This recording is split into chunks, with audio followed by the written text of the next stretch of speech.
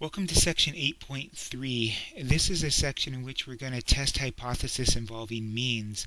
And when we do a testing of hypothesis for a mean, it's the t-distribution that is the distribution that helps us out. Just like when you did confidence intervals for the mean, you use the t-distribution. When you do testing of hypothesis for a mean, you use a t-distribution. And so the homework in the book, the homework that's online, I should say, is only relying upon the p-value method in order to solve them. And so we were able to show you how to do that with the z-table. We were able to look up on the z-table the test statistic, get its appropriate p-value off of that. The problem is that t-chart's not as robust as the z-chart. And so because the t-chart's not as robust, we're unable to use it as a means to identify the p-value, at least not at the level that the computer is asking. So I tried to use the chart to get the p-value, but because of how they're asking us to round the p-value, the computer wasn't recognizing my chart value as the right answer because it was not exact. And so it's relying upon exact p-values which come from technology. So the very first questions out of the gate in 8.3 actually have us look at technology to get the answer, and then we'll look at how to use it a little bit later on and how to find it ourselves. So take a look at this first question. This is question number 1 in the 8.3 homework. And what it says is the display provided from technology available below results from using data for a smartphone carrier's data speeds at airports to test the claim that they are from a population having a mean less than 6 megabytes per second. So that's our claim. And then the last wording is going to be the same. Conduct the hypothesis test using these results. Use a 0.05 significance level. Identify the null alternative test statistic p-value and state the final conclusion. So let's focus on the claim because we're going to write the null hypothesis and the alternative hypothesis. And the claim is that it comes from a population having a mean less than 6. So less than, let me just focus on that word less than, has got to be in our alternative hypothesis. And B has it, and nobody else does. So that's our guy. And it's going to say nice work. Now the next question it's going to ask us is for the test statistic. Well, we don't have any data. They said that they gave us technology. They gave us a technology reading, and here we go. Here's a technology reading right here. Notice the alternative hypothesis is there. Now where's the test statistic? That's this t equals number here. Now make sure you pay attention to where they want you to round it. They want you to round it to 2 decimal places. If you go any more or less than that, it will mark you wrong. So negative 0.216, so 0.22. And you'll hit enter and it will say fantastic. Now it wants the p-value. Well, that's this next thing. The p-value is 0.415. It does ask us to go to 3 decimal places, and it's going to say well done. So not much to it to identify the test statistic or the p-value because it's right here in the technology display. That's going to be the same way it is for us in the later problems as well. We're going to use technology because we can't use the charts. So what we have left is to compare the p-value like we did in the 8.2 section to the significance level. So the question is the p-value 0.415 less than 0.05? Well, 0.415 is 41.5%, 0.05 is 5%. 41.5% is not, let me just word it this way, 41.5% is not less than 5%. 0.415 is not less than 0.05, so we're not able to reject. So we fail to reject. Every time you fail to reject, there's not sufficient evidence to support the claim. And we can check that answer and it will say great job. This happens over the next 2 to 3 questions. You'll have a technology display and we would go from there. Let's look at the claim here. Test the claim that the mean, here's the word claim, so that the mean prediction error is equal to 0. Okay, so the mean prediction error is equal to 0. Well, remember, the alternative hypothesis can't have an equal to sign, so I'm looking for a not equal to sign, the exact opposite, and I find it here in B. Check that answer, and it's going to say great. Now let's look at the display from the technology. Okay, so this is they're going to show you different types of displays, whether it's from Minitab or whatever. So the t value, the t critical value, 1.894. Okay, that's the critical value. This is the t value, negative 7.52. Negative 7.52 should be our test statistic. Good. That's what it says. P-value, where's our p-value? P-value is 0.0001. Let's see if that's right. Now we need to round to 3 decimal places. And so I did this before where I put 0.0001 in, and it's saying it's not correct. And so look what happens if I take off that 1. They really do want it out to 3 decimal places. So it's 0 out to that level. So remember what this is saying. This is saying we're about 7.5 standard deviations apart. That's a long ways to be apart. The probability that you're that far away is almost next to nothing, and that's why you're getting nothing. 0 is absolutely less than any significance level, including 0.05. 0 is less than 0.05, so we're able to reject. And there is sufficient evidence. Every time you reject, there's sufficient evidence to conclude that the original claim that the mean prediction is equal to 0 is not correct. You may be tempted to say is correct, but remember, you just rejected your null hypothesis, which is the same as your claim. This is the one case when they put equal to, where the claim and the null hypothesis are the same, and so it's not correct. And there is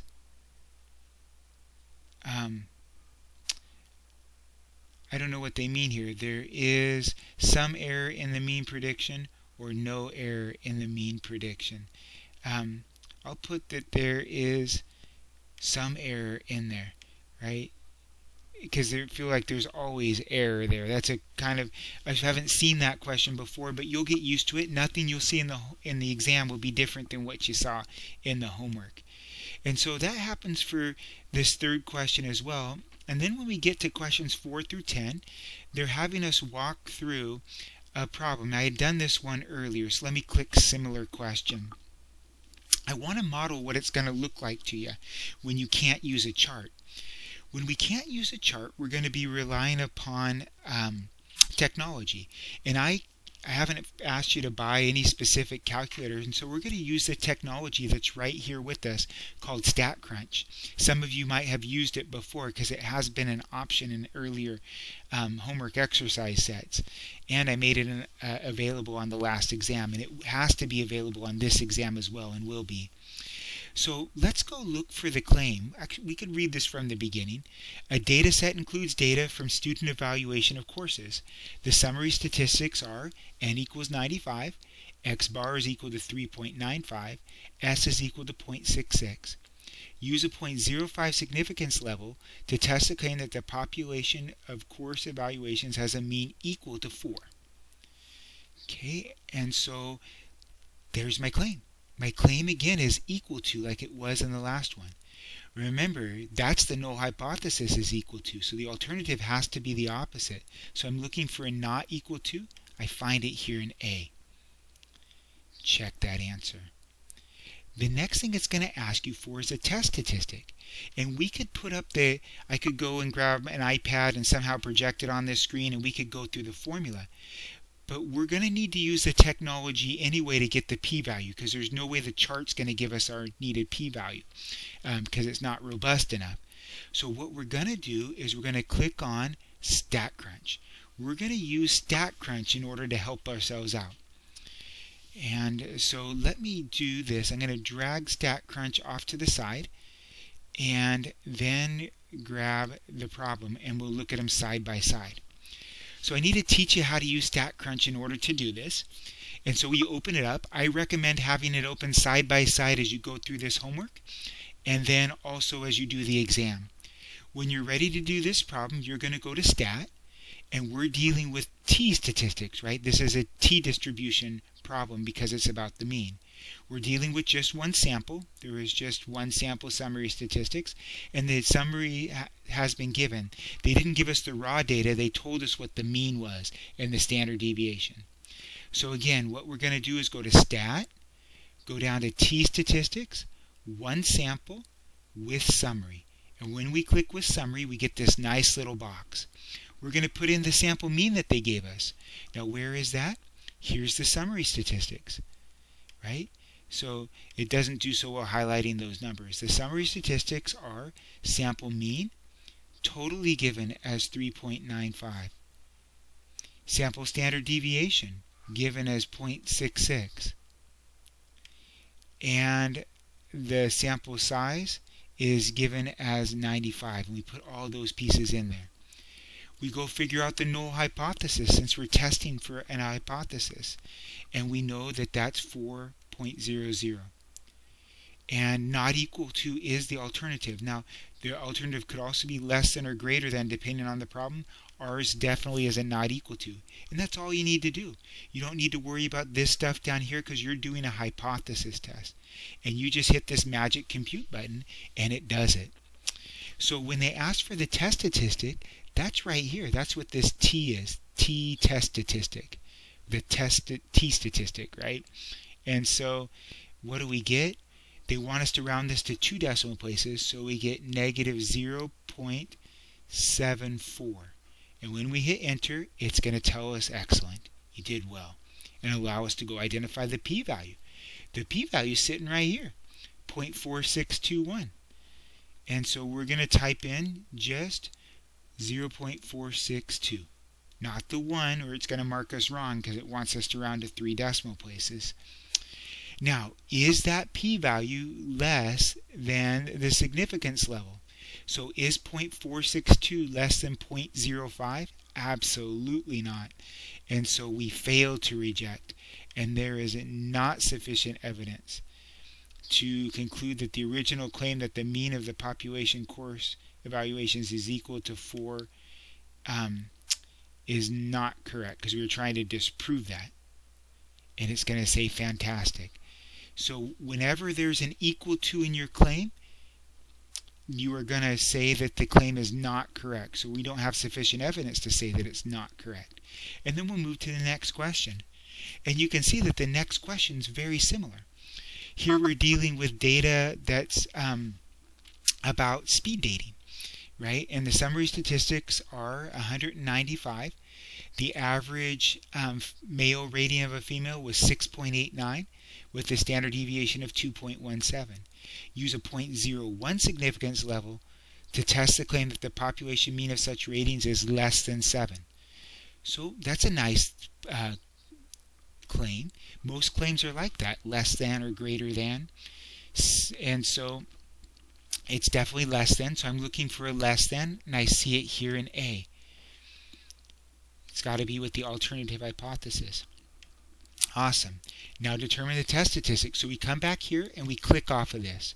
It saves that in case we ever need it, but we're going to go do a new thing. We're going to go to Stats, T-statistics, one sample with summary, and we're going to go plug in what they gave us. They gave us 6.89 as the sample mean. The sample standard deviation was 2.17. And the n size was 195. Now, it was the mean was equal to 7, or you could do 7.00 if you wanted to be careful. And then we'd use the drop-down menu to select the less than, and then hit compute, because we have everything in there. So our t-test statistic is given. It's negative 0.71 if rounded to 2 decimal places. Right? Remember where I'm getting that from, right here. And our p-value is there as well. It is 0.2399. So we better do 40, or it won't give us credit. We better round appropriately. Okay. So is 0.24 is 24 less than 0.01? Is 0.24 less than 0.01? Nope. So we fail to reject. We only reject if it is less than. There is not sufficient evidence to conclude that the mean rating of population ratings is, remember, we want it to be less than 7. And it's going to tell us we did a good job. This is going to continue in problems 6, 7, 8, 9, and 10. We can go to the last one to see if it's the hardest, right? Probably not. They range in level of difficulty here. Let me just see if I can jump there pretty quickly. That's a little slow. I know you've experienced the slowness of this. But you can see that it's all the same. This may look really wordy, but it's the same. And 10 here. So this looks very similar to what we had in earlier problems. So here we are at 10 and doing the same thing. Let's take a look at the claim. The claim is that, test the claim that the earthquakes come from a population with a mean equal to 4. Well, if it's equal to 4, that's my null hypothesis, right? So it's either A, B, C, or D. Well, it's not D though, because D has a not equal to sign, but it's either A, B, or C. Remember, the alternative has to be the exact opposite of that, or not equal to. So whenever it's equal to, it's a not equal to alternate hypothesis. Test statistic, no problem. We're going to come here, go to stats, t-statistics, one sample with summary, and we'll put in what we know. Well, where are my summary statistics? Right above that highlighted thing. And so you could go in down and put the 500 in first. The 4.39 where it belongs. And the standard deviation is also 4.39. That's odd, but that happens, I guess. And then this is 4. And we do want the not equal to, so we hit compute. And what do we get? We get a test statistic of 1.986. So they'll put 1.99. Well done. Again, if you put 1.98, it might not give you credit. Determine the p-value. It's given to us, 0.0475. Now look what's going to tell me. It's going to tell me I didn't do it right. And you're going to think, what? I did it right? It's just like that. It's because it's not rounded to the correct number of digits, that last statement. So make sure you're doing that. We need to go out 3 decimal places, so they want us to stop at the 8. That's what's going to give us full credit. And then the last thing is to ask, is 0.04 less than 0.01? And the answer is no. So we're going to fail to reject. And there is not sufficient evidence. So fail to reject means not sufficient. And we were hoping to show that that was not correct because the claim and the null hypothesis were the same. And so it's weird because I wasn't able to show you any where you rejected, but these are all problems that are randomly generated. They're not concerned with how many fail to rejects and rejects there are. But the process is the same. You'll use this StatCrunch in order to calculate those. So try the homework. Let me know what questions or concerns come up. You have until next Friday the 20th in order to get it done.